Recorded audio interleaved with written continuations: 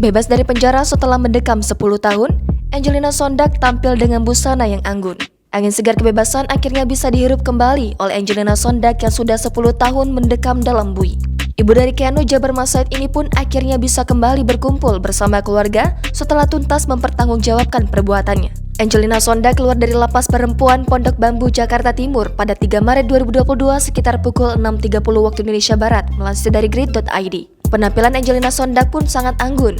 Ia mengenakan setelan berwarna cantik, yakni blazer berwarna merah muda dan kaos putih di dalamnya. Angelina Sondag pun mengenakan bawahan celana berwarna ungu serta hijab motif berwarna putih.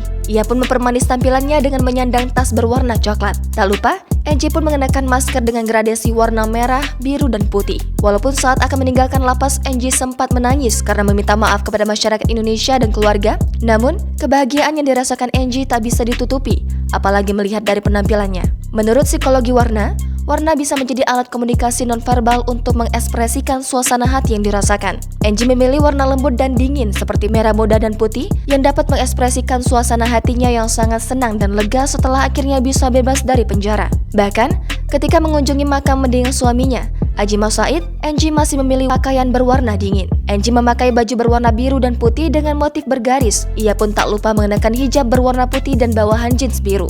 Angie pun mengenakan masker berwarna senada. Dilihat dari tampilannya, Angie sangat bahagia bisa berziarah kembali ke makam suaminya setelah 10 tahun lamanya.